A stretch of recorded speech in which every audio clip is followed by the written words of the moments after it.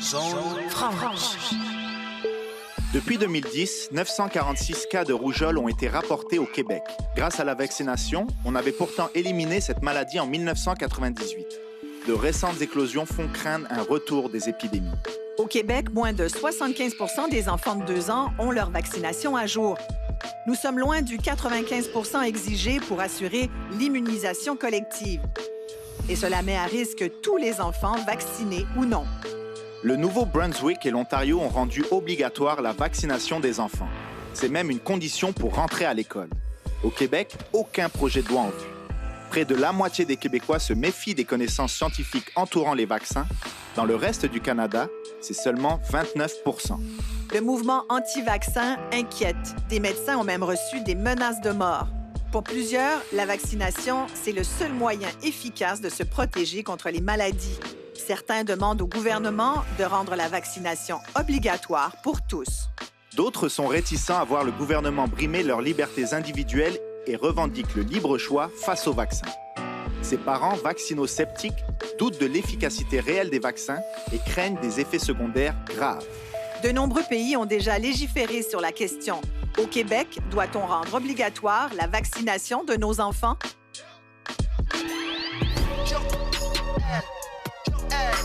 On est tous, sans exception, ce soir, ici, grâce au vaccin. J'ai un problème personnellement avec le fait qu'on dépeint toujours les parents qui choisissent de ne pas faire vacciner leur enfant comme des gens insouciants, comme des gens qui mettent la collectivité à risque. Si vous faites le mot vaccin dans le moteur de recherche, vous risquez de tomber davantage sur un site anti-vaccinaliste que sur un site vaccinaliste. Les cas où la vaccination a vraiment mal tourné, là, on parle... Moi, j'ai lu des trucs, des enfants qui sont restés handicapés, qui ont eu des choses terribles. Ils sont si nombreux que ça. La réponse, c'est non. On accuse des parents, par exemple, de ne pas faire vacciner les enfants. Alors, on sait très bien que les vaccins n'ont pas 100 % d'efficacité. Moi, j'ai pas eu la chance, il y a 21 ans, d'avoir la possibilité de faire vacciner mon fils parce que le vaccin n'existait pas. Ma vie, celle de mon propre enfant, aurait été différente. Il aurait été au cégep comme vous autres.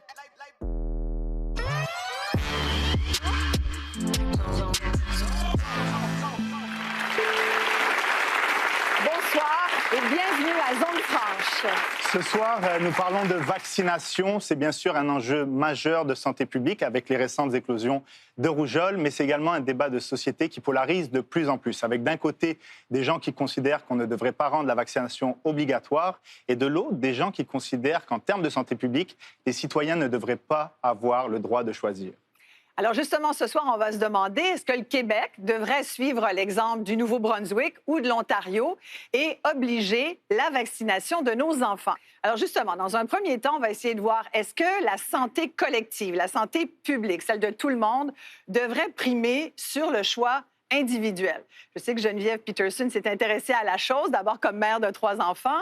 Tu as déjà aussi frayé avec des gens qui n'étaient pas trop pro-vaccin.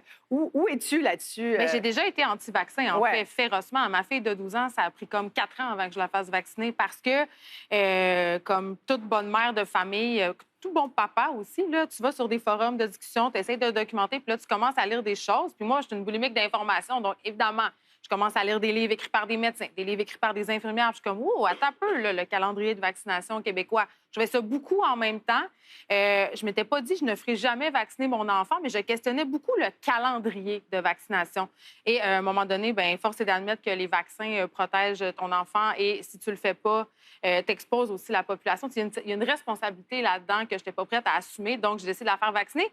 À cause d'une discussion que j'ai eue avec une infirmière, en fait, qui m'a expliqué le pourquoi du comment de ce calendrier-là. Il y a des chiffres intéressants parce qu'on sait qu'il y a certains pays qui obligent déjà la vaccination. On pense, entre autres, à la France, à l'Australie, aux États-Unis, à la Belgique. Par exemple, chez nous, on sait qu'au Québec, on a posé la question, on vous a posé la question, et 54 % des Québécois disent qu'ils sont pour l'obligation de vaccination. Vous êtes justement ancienne infirmière. Marie-Ève, vous en pensez quoi? Bien, moi, c'est sûr qu'on est pro-vaccin. On étudie là-dedans et on finit par avoir une expertise dans notre champ de travail. Donc, on voit un paquet de cas circuler. On est la personne cible qui les reçoit en principe. Et surtout que votre histoire à vous, Marie-Ève, est assez touchante et émouvante. Peut-être nous expliquer un peu... Bien, j'ai un garçon de 21 ans qui va avoir 21 ans bientôt. Et en 99, mon fils a eu une méningite à méningocoque B. Et il n'existait pas de vaccin pour la méningite à méningocoque B. Et mon fils, qui était totalement petit garçon normal à sa naissance, est finalement sorti d'une méningite avec quadramputation aux 4 membres ainsi que déficience intellectuelle majeure. Fait que c'est notre histoire. Fait que c'est sûr que la vaccination, c'est mon combat. Ça fait 21 ans là, que je suis là-dedans. Docteur Karl Weiss, le statu quo actuel, là, le gouvernement n'oblige pas les gens à se vacciner. Est-ce que ça menace la santé des Québécois? Bien, je ne dirais pas que ça menace la santé des Québécois, mais il faut remettre en perspective l'histoire de la vaccination. On est tous, sans exception, ce soir ici, grâce aux vaccins. Sans les vaccins, vous savez que la mortalité au Québec, en 1900, était d'environ 50 %. Il y a 50 % des gens qui naissaient qui allaient arriver à l'âge de 18 ans. L'espérance de vie était de 45 ans, et donc les maladies infantiles tuaient beaucoup de gens. Donc si on est là aujourd'hui, c'est parce que nos parents, nos grands-parents ont été vaccinés, parce qu'on a réduit l'incidence de ces maladies infectieuses dans la communauté. Oui, je suis d'accord avec le Dr Weiss. Je pense que les vaccins, il y a certains vaccins, on s'entend que ce sont des vaccins intéressants. Il est faux de dire que les vaccins sont, la raison pour laquelle nous sommes ici ce soir. Les vaccins, on les invente pour contrer des épidémies. Donc, ils n'arrivent pas avant l'épidémie, ils arrivent après l'épidémie. Et l'histoire des vaccins est assez claire là-dessus, c'est qu'on a des raisons principales qui ont fait qu'on a pu éliminer certaines maladies. Ces raisons-là tiennent plus de la santé publique, de la nutrition, des installations sanitaires, etc. Docteur Yves Robert, non, mais c'est ça qui est extraordinaire. Vous êtes du côté... Normalement, vous devriez être d'accord, et je vous vois dire non depuis tantôt. Non, parce que je suis pour la vaccination, et ce que je veux pas, c'est justement favoriser les antivaccinalistes avec des lois qui permettraient justement de les regrouper et de s'opposer à la vaccination. Quand on dit, par exemple, que l'amélioration des conditions de vie ont permis de faire réduire les maladies infectieuses, je peux vous dire clairement, avec la vaccination contre l'hépatite B, avec la vaccination contre l'hémophilus, avec la vaccination contre le méningocoque, il y a un avant et un après, et c'est arrivé en dedans de quelques années seulement. Donc, c'est pas vrai que l'augmentation ou l'amélioration des conditions de vie ont fait disparaître ces maladies infectieuses de façon ciblée, si je peux dire, parce qu'on peut le mesurer. Mais au début des années 90, peut-être que quelques-uns d'entre vous étaient là à ce moment-là, il y a eu une épidémie de méningite à méningocoque de type C, pour lequel les personnes mouraient en dedans de 24 heures, des jeunes enfants, ou avaient des séquelles importantes, avec des amputations. Ça a été le cas de Marie-Ève, de l'enfant de Marie-Ève. Et donc, avec la vaccination contre le méningocoque de type C, en dedans de quelques semaines, c'est disparu. Mais il est arrivé la même chose aussi. Il est arrivé la même chose dans les années où, 2014, si je ne m'abuse, où il y avait eu des cas à Québec et ça s'est pratiquement disparu en 2-3 semaines. Là. Exact. Mais Marie-Ève, est-ce que vous dites dans votre cas personnel, maudit que j'aurais aimé avoir ce vaccin-là? Bien, moi, il n'existait pas.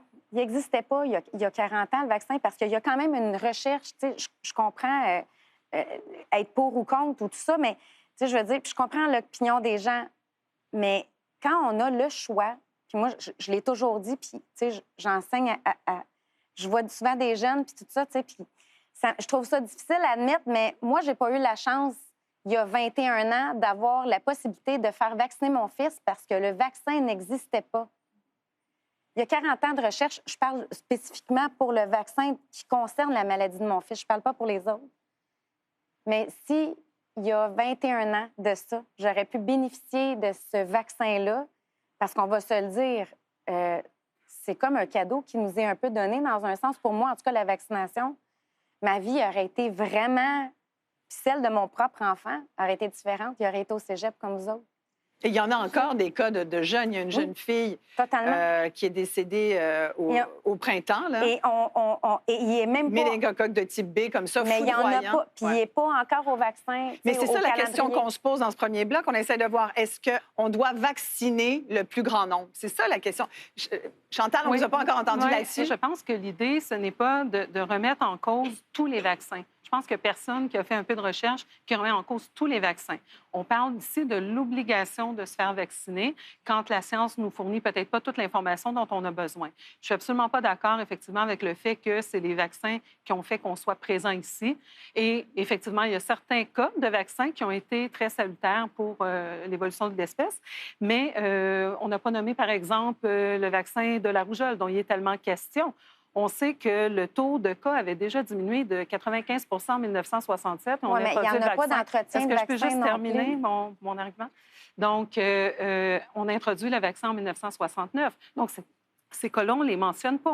On mentionne évidemment ceux qui font l'affaire. Et c'est toujours ça le problème aussi, c'est que on dépeint nécessairement les gens qui ont une hésitation vaccinale comme étant des gens qui n'ont pas fait de recherche, comme étant des gens qui n'ont aucune information. Vous mentionniez tout à l'heure le 54 des Québécois qui se disent en faveur de la vaccination, mais sur quelle base? Sur des grands titres qu'ils lisent dans les journaux, des trucs extrapolés. Tu sais, si on passe d'un cas à 4 cas, on a une augmentation de 400 on a encore juste 4 cas. Puis c'est une drôle de statistique parce que c'est presque la moitié des gens, mais ça veut dire que l'autre moitié est peut-être contre. Oui, donc, oui, quand même, l'Organisation mondiale... Mais moi, je pense que c'est quand même important de souligner, vous avez parlé de la rougeole. Vous savez, dans les années 60, la rougeole tuait des millions, je dis bien des millions, voire des dizaines de millions d'enfants sur la planète. Avec une arrivée d'une vaccination massive à l'échelle planétaire, la maladie a quasiment disparu. Et c'est pas parce qu'on leur a donné plus de vitamine A que forcément ça allait beaucoup mieux. Donc le vaccin a eu un rôle extrêmement important, sinon essentiel. La preuve, c'est que dès que vous arrêtez de vacciner dans une population, il y a immédiatement une résurgence de la rougeole, qui est une maladie infectieuse extrêmement contagieuse.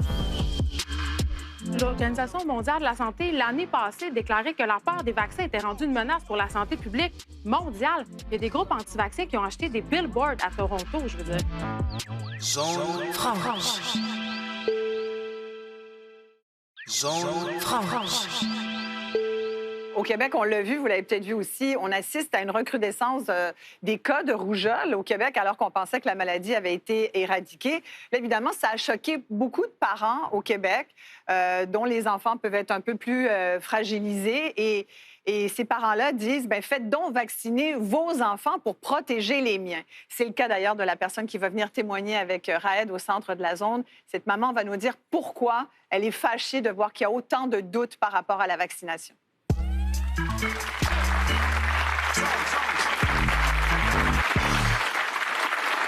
Mélanie, cet été, vous avez publié un texte sur le blog Parfaite Maman Cinglante, un texte dans lequel vous suppliez les parents québécois de faire vacciner leur enfant. Supplier, ce n'est pas un mot anodin, c'est un mot fort. Pourquoi les suppliez-vous à ce point? Au fait, j'ai une situation particulière. Ma fille, c'est un enfant qui est immunosupprimé, donc elle a une neutropénie. On est toujours dans le processus de découverte à savoir qu'est-ce qui a causé ça, parce qu'il y a plusieurs raisons. Mais par contre, étant donné qu'elle est immunosupprimée, ça la met à risque. Donc, pour moi, tous les enfants qui ne sont pas vaccinés, qui fréquentent de près ou de loin ma fille, que ce soit en contact direct ou par l'intermédiaire de d'autres enfants, frères et sœurs, ça met sa vie en danger. Donc, Mais la condition qu'elle a, parce que ceux qui ont des enfants, ils le savent, chaque jour, il y a des maux de ventre, il y a de la fièvre, il y a des petits bobos, des petites égratignures. Je veux dire, c'est bénin, c'est normal dans toutes les familles. Dans votre vie, à vous, qu'est-ce que ça change une blessure, une petite ouverture sur la peau de votre fille, par exemple? Pour mettre ça simple, pour que les gens puissent comprendre, je sais que la première année en garderie, c'est difficile pour tous les parents. Et ils font de la fièvre, ils sont malades, ils bâtissent leur immunité. Moi, ma fille, elle n'en a pas. Donc, elle ne fabrique pas de globules blancs. Ce qui devient dangereux, c'est que ma fille, si elle se fait une petite coupure, sans intervention médicale, elle pourrait s'infecter jusqu'à la mort. Donc, moi, j'appelle ça un death par paper cut. C'est extrêmement dangereux. Donc, pour elle, une varicelle, c'est catastrophique parce que c'est plein d'entrées, plein de petites portes d'entrée pour des bactéries sur son corps. Mais justement, cet été, tu publies ce texte sur ce blog-là. Ça vient... En fait, il y a eu une impulsion qui est venue d'un cas dans la garderie de ta fille. Que s'est-il passé? Oui, au fait, ma fille a commencé la garderie presque comme tous les enfants, le suivant ses 1 an. Et puis, peu de temps après, je me suis présentée à la garderie un matin, je venais de recommencer le travail. Ça, c'est suite à une année avec beaucoup d'hospitalisations, beaucoup de visites chez le médecin. On a été lourdement affectés. Et un bon matin, je me présente et l'éducatrice de ma fille m'attend à l'extérieur de la garderie pour me dire de ne pas franchir la porte, de ne pas venir à l'intérieur. Elle me dit, on a un cas probable de rougeole dans la garderie présentement. Une maman a déposé son enfant. Et on constate qu'il a probablement une rougeole, donc on a appelé pour qu'il vienne le chercher. On va demander à ce que les parents aillent chez le médecin, mais on ne sait pas si d'autres enfants l'ont attrapé. Ça occasionne quoi chez toi? Une panique. C'est simple. C'était comme un mur que j'ai frappé ce matin-là parce que j'ai réalisé à quel point ça pouvait nous arriver à nous. Tu sais, on pense toujours que ces choses-là qu'on voit à la télé, c'est un cas isolé. Ça ne se passe pas dans notre quartier, ça ne nous affectera pas. Mais ce matin-là, j'ai eu un espèce de sentiment, un poids dans mon ventre où je me suis dit, d'un coup, qu'elle a joué avec cet enfant-là. Ça a dû, je sais pas, moi, ça me mettrait en colère face aux autres parents. Je veux dire, est-ce que tu t'es senti dépendant vis-à-vis de eux? Est-ce que tu t'es senti puni par eux, par leur négligence? Je me suis sentie insécure. J'ai senti que la survie de ma fille puis son bien-être, ça dépend pas que de moi. Je peux tout faire pour la protéger, mais si quelqu'un ne prend pas la peine de vacciner son enfant et l'expose à la mienne qui n'a pas ce privilège-là de pouvoir recevoir le vaccin. Et donc, je suis à la merci de la vigilance des gens qui l'entourent. Puis ça, c'est difficile pour un parent de ne pas contrôler, de ne pas pouvoir assurer la sécurité de son enfant.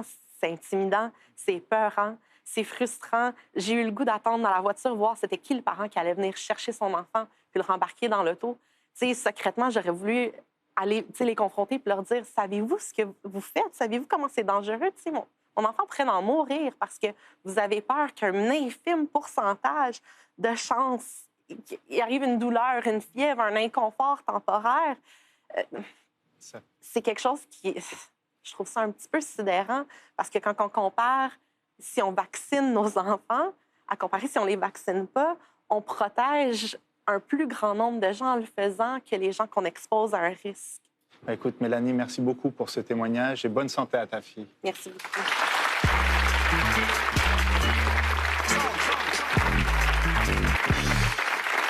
Le témoignage de Mélanie est assez éloquent, puis on peut facilement se mettre à sa place. Chantal, Anne Dumas, j'ai envie de vous demander, comme naturopathe agréée, mais aussi mère de famille, Oui. vous n'avez pas fait vacciner votre fils. Aujourd'hui, il est plus grand. Quand vous écoutez Mélanie, est-ce que vous comprenez sa position, Absolument. son appel à l'obligation de la vaccination? Absolument. Et c'est sûr que dans son cas, c'est différent parce qu'elle n'a pas cette option de faire vacciner ou de ne pas faire vacciner. J'ai beaucoup de compassion comme mère pour une mère qui vit ce genre de problématique, comme dans votre cas aussi. Mais il ne faut pas oublier qu'il y a aussi des enfants qui ont été blessés par la vaccination. Il y a donc des parents aussi dans l'autre camp. Et j'ai un problème personnellement avec le fait qu'on dépeint toujours les parents qui choisissent de ne pas faire vacciner leur enfant comme des gens insouciants, comme des gens qui mettent la collectivité à risque.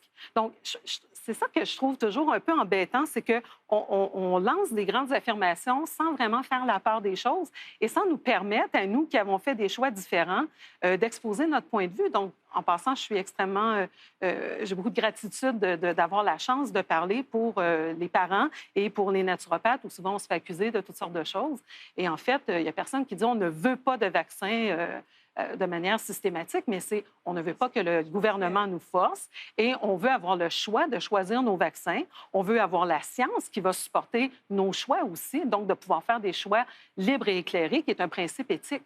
Donc, c'est ça qu'on remet en question. Anne, pardon, Oui. vous évoquez la méfiance et on va maintenant s'intéresser Absolument. à ça parce que selon un sondage InGusWeed qui a été réalisé en 2019, il y a une majorité, en fait, les Québécois sont plus nombreux à avoir un certain doute vis-à-vis des vaccins que le reste of Canada, comme on le dit souvent. Donc, selon ce sondage, c'est 48% des Québécois qui sont méfiants envers les vaccins. Ça, c'est presque une personne sur deux. Dans le reste du Canada, c'est 29%. Alors moi, je veux bien qu'on parle de la distinction de cette province vis-à-vis du reste du Canada, mais quand même, qu'est-ce qui fait qu'au Québec, on est plus méfiant qu'ailleurs sur cette question-là? Peut-être que les programmes de promotion de la vaccination ne sont pas suffisants pour donner d'informations claires à cet effet. Ce serait moins au Québec que dans les autres provinces? Écoutez, une des choses qui est importante, qui est à la base de la motivation des parents à faire vacciner leurs enfants, c'est l'information.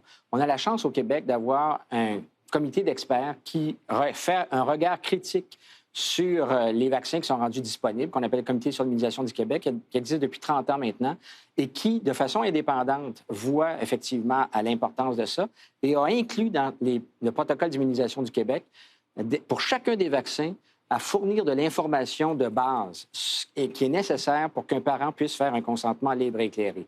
Cette information-là est disponible même sur le site Web du ministère de la Santé et il doit donner cette information-là et je pense qu'on doit profiter de chaque occasion pour faire cette promotion. Mais, docteur, comment vous réagissez quand vous apprenez? Moi, en tout cas, ça m'étonne toujours, mais il y a vraiment des anti-vaccins qui se font de plus en plus entendre. On parle de 2 de la population, donc c'est quand même minime. Mais est-ce que c'est faux de croire qu'ils sont plus nombreux qu'avant ou est-ce que c'est Internet qui fait qu'on les entend plus? Probablement un des deux. Les deux éléments y contribuent. D'ailleurs, si vous faites le mot vaccin dans le moteur de recherche, vous risquez de tomber davantage sur un site antivaccinaliste que sur un site vaccinaliste. Mais oui, parce qu'Internet, c'est le lieu parfait pour la radicalisation. Tous les groupes de radicalisation ont trouvé dans Facebook, plus Facebook qu'Instagram, mais dans Internet, un lieu parfait pour se parler. Les forums, j'évoquais les forums de parents tantôt au début. Moi, c'est là, au début, où j'ai eu peur, où j'ai lu des témoignages qui m'ont fait peur. Et ça me fait capoter quand j'entends des témoignages comme ça.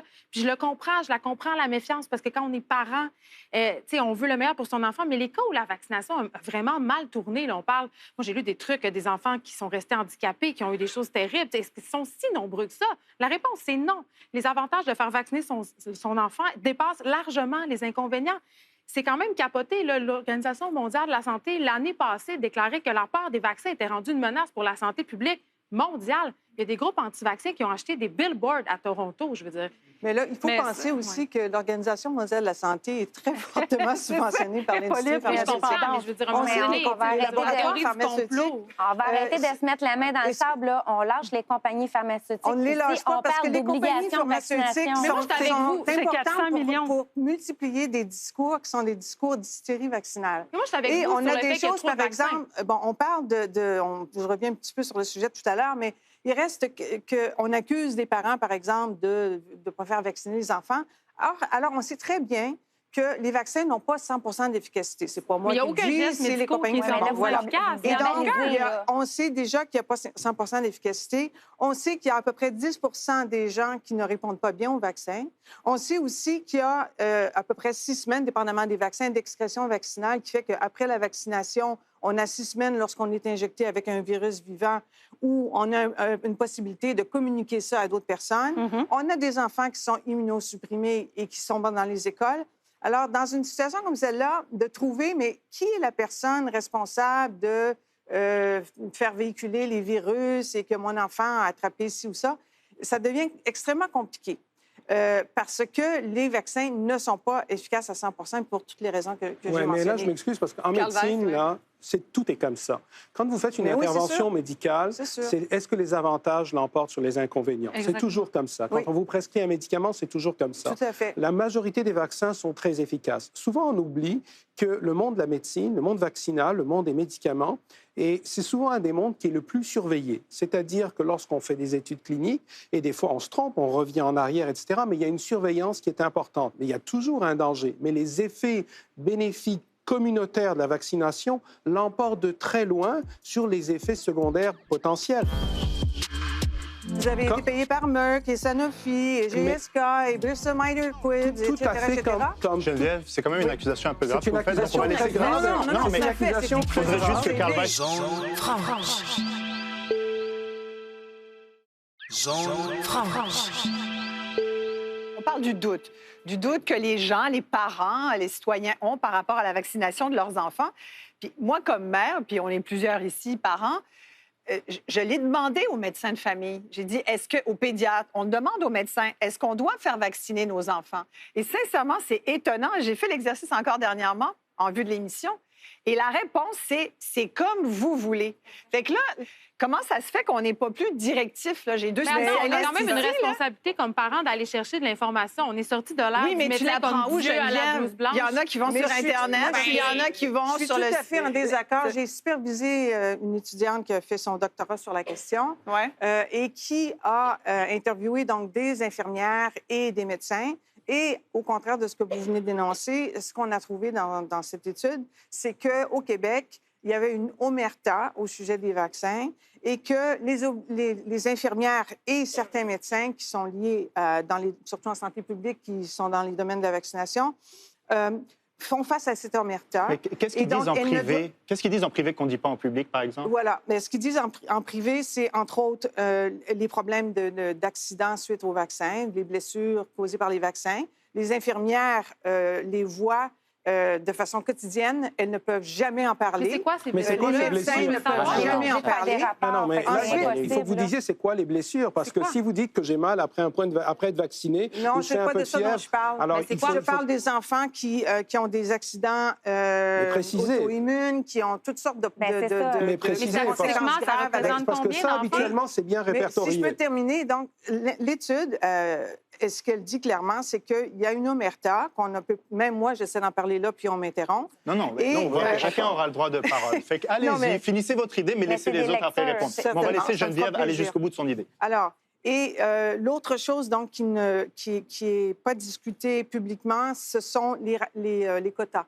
Alors, elles nous disent qu'on les oblige à vacciner, de faire le petit speech là, aux parents pour s'assurer que les enfants seront vaccinés et que s'ils ne s'en tiennent pas au quota, il y a des conséquences professionnelles. Et ça, c'est des choses qu'on a trouvées dans l'étude. On a entendu votre point de vue, Geneviève. On va aller vers Carl. Carl, qu'est-ce que vous répondez à ça? Je pense que c'est important d'essayer de bien définir ce que les gens disent les blessures, ce que vous appelez les blessures, les maladies auto-immunes. Lorsqu'on tombe dans quelque chose en médecine qui devient une zone très grise et qui n'est pas bien documentée, à ce moment-là, écoutez, on peut dire tout et n'importe quoi. Il arrive qu'il y a eu des vaccins, puis c'est clair, il y a des vaccins, par exemple, il y a eu un vaccin contre le rotavirus à un moment donné qui a apporté des problèmes. Et c'est clair que des fois, comme des fois il y a des médicaments qui sont retirés du marché, il y a des vaccins qui sont retirés du marché, comme il y a des autos qu'on retire du marché, comme vous voyez, il y a même des avions qu'on retire du marché. Donc, ce que ça veut dire que des fois, lorsque vous avez un problème, on va le trouver. On va s'en apercevoir à force, justement, de faire des rapports. C'est la façon de réseau de surveillance. Geneviève évoque quelque chose quand même qui est présent dans la population, c'est une méfiance qui est grandissante. Et Geneviève Peterson nous disait tantôt, la peur pour un parent, c'est peut-être le plus grand frein à trouver la vérité. Justement, c'est moi où il y a eu l'histoire de l'autisme et du vaccin Rohr en 1998, puis il y a eu ensuite aussi la grippe. Oui, ils se sont rétractés 12 000 fois. Super. Mais il y a aussi eu la grippe H1N1. Oui, mais était-ce nécessaire de se vacciner tel qu'on nous le disait, puisque en Europe, certains ministères de la Santé ont dû s'excuser par la suite quand même. Écoutez, moi, je peux vous dire que je l'ai vécu, cette grippe-là, puis j'ai été dans les tranchées. J'en ai vu des centaines des patients qui ont été atteints et malades. J'ai vu des gens mourir. J'ai vu une femme enceinte mourir. Alors, ce que je veux dire, c'est que, oui, il y a eu plein de gens qui ont été vaccinés et que je n'ai pas vus. Et il y a plein de gens qui avaient des maladies cardiaques, pulmonaires, chez qui ça a fonctionné. Le vaccin contre la grippe, on peut en discuter longtemps, ce n'est pas un vaccin extraordinaire, on en convient, je suis le premier à le dire. Mais celui-là, c'était un vaccin pandémique et qui avait une efficacité bien meilleure que la majorité. Et le fait d'avoir vacciné un paquet de gens qui avaient des problèmes de santé sous-jacents, ça a évité beaucoup de complications. Est-ce que ça a évité toutes les complications? Non, mais ça en a évité beaucoup. Donc l'hypothèse, c'est qu'il faut comprendre les avantages et les inconvénients. De façon populationnelle, les vaccins sont nettement plus avantageux. Mais je vous ramène quelques problèmes à l'occasion. Je vous ramène à la question de base qui est: est-ce qu'on doit rendre cette vaccination obligatoire? Ça veut dire que quelqu'un qui refuserait de se faire vacciner, on lui met une amende, on le met en prison, on coche un point. Qu'est-ce qu'on peut faire pour obliger justement les gens à se vacciner s'ils n'ont pas confiance eux-mêmes à l'information qu'ils ont? C'est politique, vous dites? C'est politique. Ça veut dire? Ça veut dire que si les hauts dirigeants du gouvernement décideraient... C'est comme la laïcité, hein? Fait que, tu sais, la loi passée, devrait faire la même affaire. C'est sûr qu'il va falloir qu'ils trouvent une zone grise, mettons, là. Sauf que moi, personnellement, je l'ai dit en début d'émission, peu importe le vaccin, je ne me rentrerai pas n'importe quoi dans le corps. Mais c'est ça, parce que vous êtes pour la vaccination obligatoire, totalement. Mais pas dans le cas, par exemple, de certains vaccins. Ce n'est pas tous les vaccins.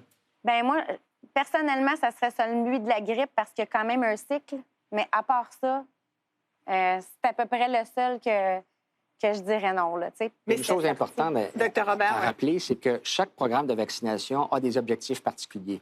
Par exemple, la vaccination contre la coqueluche, l'objectif, ce n'est pas d'éliminer la coqueluche, c'est d'enlever la mortalité qui survient avant l'âge d'1 an et qui est associée à ça. Pour l'influenza, l'objectif, ce n'est pas d'éliminer l'influenza, c'est de faire en sorte que les gens qui sont à risque n'aient pas les complications de l'influenza. C'est ça qui est l'objectif. Donc, si on est capable de comprendre pour chacune des maladies quel est l'objectif principal, c'est ça qui est important. Mais ça va donner quoi si on le comprend pour chacune des maladies, mais qu'on est forcé de prendre des vaccins qui contiennent 5-6 souches? on n'a pas l'option d'avoir des vaccins monovalents. Moi, il y a quelques chiffres qui me dérangent un petit peu, sur lesquels j'aimerais revenir, et des affirmations aussi qui ont été faites. Quand vous mentionnez que l'information est fournie avec les vaccins, je veux bien, on s'entend là-dessus. Le problème, c'est qu'il n'y a aucune étude qui nous démontre justement le facteur synergique de ces vaccins-là. Quand on étudie, par exemple, la quantité de mercure ou d'aluminium présent dans un vaccin, on ne le fait pas sur le total. Et on ne regarde pas non plus les individualités biochimiques, c'est-à-dire qu'on n'est pas tous égaux face à des facteurs environnementaux, face au risque de maladie. Et à date, il n'y a aucun screening, aucune recherche qui est faite avant les vaccinations. Donc, c'est quand même, ça reste quand même un risque. Entre autres, pour le facteur que vous parlez, le thymérosal, le mercuriel, qui est là comme un préservateur. Je ne veux pas rentrer dans vaccin. Un en particulier. Je parle du Il y a fait qu'on a énormément d'études qui ont été faites là-dessus. Toujours dans des cas isolés et pas nécessairement dans des populations plus vulnérables. Et moi, c'est là où j'ai un problème aussi, c'est de dire, est-ce qu'on peut traiter tout le monde de manière égale face à une loi quand les gens n'arrivent pas équipés face à un vaccin de manière égale et qu'à l'heure actuelle, on ne peut pas valider qui sont ces personnes-là qui sont plus à risque? Souvent, l'argument des anti-vaccins, c'est d'amener le mercure. Moi, je vous dis qu'en mangeant du sushi, vous avez probablement plus de mercure dans votre poisson que dans le vaccin que vous allez recevoir. Je suis absolument d'accord avec vous. De façon pratique, absolument, mais j'ai le choix de manger le sushi ou de ne pas le manger. Tout à fait. Mais alors, encore là, je ne débat pas le mercure en tant que tel. Je mentionne seulement le fait qu'on n'a pas les études qui nous parlent de l'effet combiné de ces ingrédients-là. Le Dr Weiss parle d'études. Et moi, je vais mettre mon chapeau de sociologue de la santé parce que j'en ai vu, j'ai fait des recensions des écrits là-dessus. Et ce qu'on voit, c'est que les compagnies pharmaceutiques sont très puissantes et très riches. Et elles réussissent effectivement à donner beaucoup de sous à M. Weiss et à d'autres personnes qui sont en conflit d'intérêts ce soir. Mais là, je m'excuse, vous me dites que je suis en conflit d'intérêts avec les compagnies pharmaceutiques? Non, vous êtes en conflit d'intérêts parce que vous êtes payé par les compagnies pharmaceutiques pour les études que vous faites et ça, vous devriez le déclarer d'emblée. On le déclare? Alors, moi, je suis chercheur indépendante. Mais on le déclare? Et puis, vous ne l'avez pas déclaré, là? Ben, on le déclare, je vous dirais, moi, je fais des études cliniques. Vous ne l'avez pas déclaré ce soir, et c'est important, si on parle à la population. Moi, j'ai fait des études il faudrait cliniques, déclarer. Mais j'ai fait des études cliniques avec des compagnies pharmaceutiques. Voilà, vous avez été payé par Merck, et Sanofi, et GSK, et Bristol Myers Squibb, etc. Geneviève, c'est quand même une accusation un peu grave. C'est une accusation très grave. Non, mais il faudrait juste que Carl Weiss puisse s'expliquer là-dessus, donc allez-y. Moi, vous savez, quand on fait des études, il y a des règles extrêmement précises sur la façon dont on fait les études. Il y a des comités d'éthique. Je suis passé par des comités d'éthique. Ce sont des études qui sont multicentriques à l'échelle internationale. On a fait des études où on a, avec les gens sont payés, les infirmières, les centres de recherche, etc. Souvent, il y a des études qui sont des études qu'on appelle avec une tierce partie. Donc, c'est géré par une tierce partie. Donc, quand on fait de la recherche clinique, n'importe qui en médecine, dans n'importe quel domaine, on a des contacts avec des compagnies pharmaceutiques. Mais je peux vous dire que j'ai signé des contrats avec des compagnies pharmaceutiques en disant, avant de faire l'étude, est-ce qu'il y avait des gens dans ma famille qui avaient des actions des compagnies pharmaceutiques? Est-ce que? Alors, tout à fait. Alors, vous accusez facilement les gens de dire, vous faites des études avec... C'est là où vous dites, ce vaccin-là n'était pas nécessaire de façon premièrement, globale. c'est qu'il n'y avait aucune urgence au Québec pour avoir ce vaccin. Zone franche. Zone franche. Dans le cas du vaccin Gardasil en particulier, je me tourne vers vous, Geneviève Rel, parce que vous avez fait l'étude de ce vaccin. Vous avez même suggéré fortement qu'il y ait un moratoire. Ça vous a occasionné beaucoup de problèmes d'ailleurs. Pourquoi vous dites que le Gardasil n'aurait jamais dû faire l'objet d'une campagne globale de vaccination? Parce que je vous rappelle que les petites filles, à partir de l'âge de 9 ans, ont dû être vaccinées depuis plusieurs années. Ensuite, ça a été jusqu'aux garçons. 3 doses, en théorie, là, pour que ça soit efficace, au coût de 400 $. Et vous dites, on n'avait pas besoin de ça. La réponse la plus simple, c'est que l'efficacité n'est pas là. Donc, les conclusions de la compagnie pharmaceutique Merck, qui fabriquait le Gardasil, arrivent avec une efficacité de 17 dans les populations normales. On va essayer de vulgariser. Juste peut-être rappeler, VPH, virus du papillome humain. On dit que c'est responsable du cancer du col de l'utérus. Oui. On a dit aussi qu'il faut une campagne nationale Gardasil pour que nos enfants, nos jeunes filles et ensuite nos jeunes garçons soient vaccinés, donc protégés. Oui. C'est ce qu'on a fait dans les écoles au Québec. C'est là où vous dites ce vaccin-là n'était pas nécessaire de façon premièrement, globale? c'est qu'il n'y avait aucune urgence au Québec pour avoir ce vaccin. C'est-à-dire que quand on regarde les statistiques, c'est Statistique Canada qui le fait, mais si on regarde le Québec, c'est divisé par province, et qu'on regarde les causes de mortalité chez les femmes, parce qu'à l'époque, c'était seulement donné aux femmes, le cancer du col de l'utérus arrivait en 51e place. Et en 50e place, pour vous donner un peu une idée, c'était mourir d'un coup de foudre. OK? Donc, autrement dit, on avait plus de chances de mourir frappé par la foudre au Québec que de mourir d'un cancer du col de l'utérus. Maintenant, moi, si j'étais ministre de la Santé, je me dirais, bien, OK, il n'y a pas d'efficacité, il n'y a pas de nécessité. Non. Alors, pourquoi mettre des sous là quand il y aurait beaucoup d'autres priorités en santé publique? Si on trouve, par exemple, qu'il y a un petit nombre de femmes au Québec, et on les connaît, malheureusement, ce sont des femmes qui travaillent dans l'industrie du sexe. Souvent, ce sont des femmes autochtones, ce sont des femmes qui ont plusieurs partenaires sexuels, qui font l'usage de drogue, de tabac, etc. Donc, on sait à peu près quel groupe. Moi, si j'avais 300 millions, je le mettrais pour m'occuper de ce groupe-là. Si on se pose la question ce soir sur cette zone, c'est parce qu'il y a certains cas où il y a eu des effets secondaires indésirables, voire mortels. Et au Québec, on a quand même une particularité, encore une fois, québécoise vis-à-vis du reste du Canada, c'est qu'on a un programme d'indemnisation des victimes de la vaccination. Ce programme, on est la seule province à l'avoir. Il existe depuis 1988. Il y a eu 281 demandes d'indemnité. Mais comme vous allez l'entendre de la bouche de notre prochain invité, c'est parfois dur de recevoir une indemnité, même lorsqu'on est persuadé, comme c'est le cas de Linda Morin, que sa fille est décédée à l'âge de 14 ans en 2008 des suites d'un vaccin. Alors, on va écouter son témoignage et je vous demande de l'accueillir chaleureusement pour en discuter avec Isabelle au centre du cercle.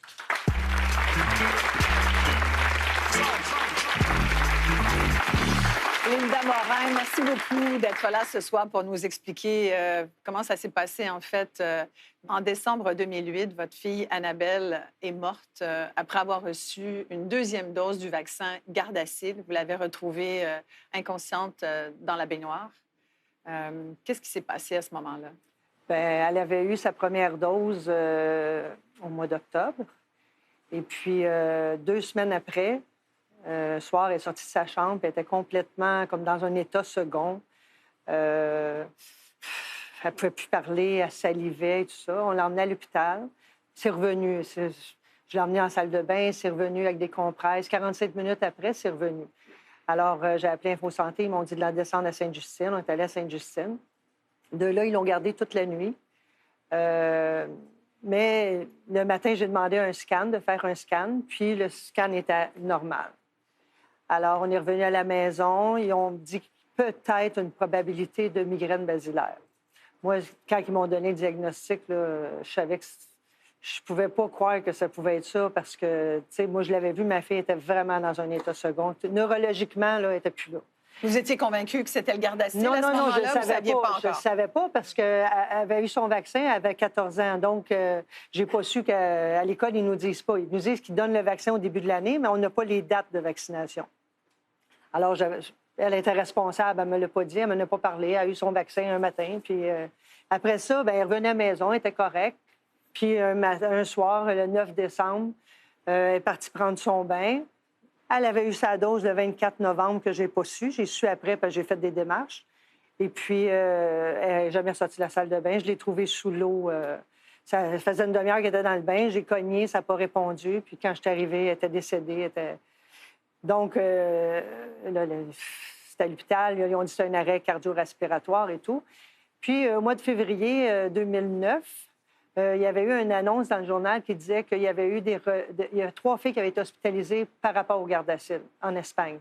Alors là, tout de suite, j'ai comme allumé. C'est là que vous avez fait là, j'ai dit comme, mon Dieu, Annabelle, as-tu eu le Gardasil cette année? C'est quoi les dates? J'ai appelé à l'école. Et là, ils m'ont donné les dates. La première date était 15 jours avant sa première réaction et la deuxième dose, 15 jours après, elle est décédée. Donc, le vaccin, c'est comme une courbe, il agit. Donc, les 2 pics, elle a fait des réactions. Bien, plus qu'une réaction, elle est décédée. Vous êtes convaincu aujourd'hui que c'est le Gardasil qui a tué votre fille? Absolument, absolument. Il n'y a pas d'autre chose. Ma fille est en pleine santé. Il n'y a vraiment rien d'autre qui est arrivé. Elle n'a jamais été malade. Puis, tu sais, la neuroinflammation est là. Puis, il y a un expert qui a dit que l'inflammation neurologique peut être causée par un vaccin, une toxine ou un virus. Alors, les 3 sont dans le garde-acide, l'aluminium, le virus et le vaccin. Donc, je n'ai pas compris que le problème, c'est que ça prend comme 51 de doute, tu sais, la zone grise qui n'est pas admissible dans la vaccination, pour pouvoir être représenté. Et mon dilemme est là depuis 11 ans. Je ne suis pas capable de trouver un médecin qui veut me représenter à l'indemnisation ou ailleurs. Je n'ai pas été reconnue encore. Annabelle n'est pas reconnue, il n'y a pas de littérature. C'est-à-dire qu'il y a eu une autopsie qui a conclu quoi exactement, Linda? Bien, qui a conclu qu'il ne pouvait pas exclure le vaccin, mais que... Ce qui est arrivé, c'est qu'Annabelle est décédée le 9 et ils ont fait l'autopsie le 17. Donc, on n'était pas dans des meilleures conditions pour faire une autopsie. Mais ils ont quand même vu l'inflammation. Mais le coroner a dit que c'était une noyade familiale, mais tu sais, elle n'était pas noyée, là. Tu peux pas noyer. Il n'y avait pas assez d'eau dans ses poumons. Il n'y avait pas assez d'eau. Même le coroner me l'avait dit qu'il n'y avait pas assez d'eau dans ses poumons là, pour être une noyade. Puis le médecin à l'hôpital me dit une fille de 14 ans ne se met pas dans un bain. Là. Le réflexe, c'est de sortir. Ouais. Est-ce qu'il y a des gens qui vous ont dit, Linda Morin, voyons, vous êtes dangereuse à parler comme ça? Oui, souvent. Mais moi, je réponds à ça que les gens qui veulent. Les sceptiques qui disent qu'une coïncidence, c'est pas une preuve et tout ça, là, je pense qu'ils sont pas mal plus dangereux que moi. Moi, je fais de la prévention, tandis que les autres font de l'ignorance. Alors, c'est pas mal plus dangereux pour notre société. Merci beaucoup, Linda. Bien, merci beaucoup. Donc, le gouvernement, c'est pas juste d'interdire ou d'obliger, c'est d'accompagner les gens et d'expliquer le pourquoi du comment. Et après, on pourra faire des choix, éclairer un vrai libre choix. Zone franche. Zone franche. L'idée, c'est qu'on débattait au début donc de l'obligation de la vaccination de nos enfants. Dr Weiss, vous sembliez dire, pour les enfants de 0 à un certain nombre d'années, c'est important de le faire. Cette protection de base, vous continuez de dire qu'elle est obligatoire. Elle devrait être obligatoire. Elle devrait être obligatoire, puis l'État devrait mettre des mesures en place pour justement la rendre facile et la faciliter. Souvent, lorsque les gens n'ont pas une deuxième dose, c'est parce que les parents ne peuvent pas se rendre ou parce qu'il y a des difficultés. Donc, c'est au rôle aussi de l'État de s'assurer que l'application de la vaccination soit facile au niveau des écoles. Comment on pourrait faire ça? Parce que là, on aimerait peut-être une solution d'avoir, par exemple, des vous. infirmières au niveau des écoles qui puissent aller donner des vaccins, expliquer, enseigner, donc ce genre de choses-là. D'avoir des horaires aussi faciles. Ben, il ne faudrait pas être de 8 heures à 4 heures. Il y a des gens qui travaillent, il y a des familles qui peuvent, etc. Donc, les gens devraient être capables de dire, moi, j'emmène mon enfant se vacciner après mon travail, en soirée, etc. Marie-Ève, vous êtes infirmière. Moi, donc... je me dis qu'en d'autres termes, si le milieu gouvernemental serait beaucoup plus organisé, les gens seraient plus éduqués. Donc, ça ferait peut-être une contrepartie des choses. Évidemment, ça reste... un sujet, la vaccination, qui va s'éterniser tout le temps grandiosement. Sauf qu'il reste qu'il y a une conscience sociale à faire aussi. Là. Geneviève? Bien, je pense qu'on a tous découvert ce soir que c'est un sujet très émotif. Puis aussi, c'est ni noir ni blanc en ce qui me concerne. Mais par contre, je maintiens mon point que je suis fermement convaincue qu'on devrait rendre obligatoire, entre guillemets, certains vaccins fondamentaux évoqués tantôt par les médecins ici. Par contre, ça devrait s'accompagner vraiment de beaucoup d'éducation parce que le libre choix, en ce moment, on ne l'a pas. On a d'un côté des propos pro-vaccins qui sont très marqués. On a d'un autre côté des propos anti-vaccins qui sont très marqués. Puis on est perdu là-dedans, puis on est perdu dans notre émotivité de parents. On veut le meilleur pour nous aussi, pour nos enfants. Donc, ça devient difficile. Donc, le gouvernement, c'est pas juste d'interdire ou d'obliger, c'est d'accompagner les gens et d'expliquer le pourquoi du comment. Et après, on pourra faire des choix, éclairer un vrai libre choix. Pas un choix qui est comme tendu par un discours extrême d'un côté ou de l'autre. Polarisé d'un côté ou de l'autre. Oui, c'est ça.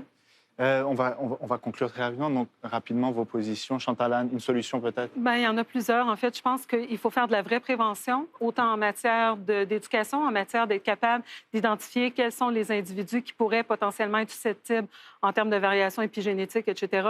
On doit aussi s'assurer qu'on a un terrain optimal, donc autant pour recevoir les vaccins que ne pas les recevoir, mais s'assurer qu'on a un taux de santé optimal en s'assurant de combler nos carences nutritionnelles, d'avoir une alimentation équilibrée, un bon mode de vie et toutes les bonnes choses qu'on connaît. Ne pas juste faire confiance, en fait, à la vaccination ou aux médicaments, mais s'assurer de faire notre part. Et c'est là où je vous rejoins un petit peu tout à l'heure quand vous mentionnez qu'on veut des garanties. Évidemment, comme parents, on veut que notre enfant soit en santé, mais la santé, c'est pas juste les vaccins, c'est pas juste les médicaments, ça peut faire partie d'eux, mais il faut avoir une approche beaucoup plus préventive, beaucoup plus globale. Geneviève Reil? Moi, dans mon étude, ce que j'ai trouvé, c'est que y avait une manufacture du consentement plutôt qu'un choix informé de la part des parents. Et donc, je pense que les parents on doit trouver des façons comme société, pas uniquement donner le plancher aux compagnies pharmaceutiques pour former nos médecins, mais donner la chance à d'autres acteurs d'ouvrir la discussion, de faire le dialogue. Et c'est pour ça qu'on voulait en discuter ce soir. Merci Geneviève. Merci pour Dr. Yves Robert. On vit dans un paradoxe avec la vaccination. Plus un programme de prévention est efficace, plus c'est difficile de le maintenir parce qu'on prévient, on ne voit plus ce que l'on prévient. Et on perd la motivation à maintenir l'effort de vaccination. Et là, on a un projet de loi actuellement devant l'Assemblée nationale, le projet de loi 31, qui va permettre aux pharmaciens de vacciner après l'âge de 6 ans. Éventuellement, ça pourrait s'élargir. Donc, ces barrières-là devraient... Et l'information, on a un gros défi de contrer la désinformation. Et existe-t-il un vaccin où on peut donner de nombreux rappels et de nombreuses informations? C'est ça le défi qui nous attend. Mais merci. Et on voulait discuter, je pense qu'on l'a fait. Donc, merci à tous pour votre présence, vraiment. Merci effectivement à tous nos invités. Merci. Merci au public. Au public en studio. Si vous voulez participer à l'émission, allez sur l'adresse de Public Cible. C'est très simple. Et comme chaque semaine, on vous encourage à poursuivre la discussion animée chez vous. Suivez-nous sur nos réseaux sociaux et on vous dit passez une très bonne semaine. À la semaine prochaine. Au revoir.